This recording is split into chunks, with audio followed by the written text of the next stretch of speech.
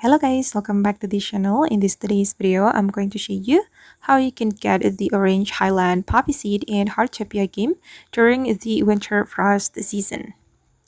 Okay, let's get into it guys. Highland Poppy Seed is a flower from the winter frost season. So this flower is only available during this season. And if you want to unlock the Highland Poppy Seed, you need to have level 2 in the gardening hobby, and you can purchase the seeds from blank at the winter utopia.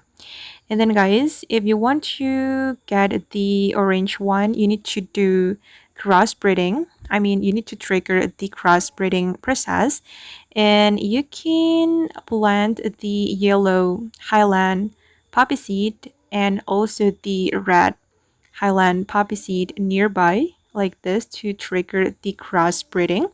And if the crossbreeding is successful, you will see the seed pop up on the flower like this. So this is the orange Highland poppy seed. And to trigger the crossbreeding, don't immediately harvest your flower. You need to keep watering them until the crossbreeding process is successful. And then I'm going to take the orange one, okay, like this. And as you can see, I got the orange Highland poppy seed. Okay, and this is the orange one. I've already planted the orange Highland poppy seed.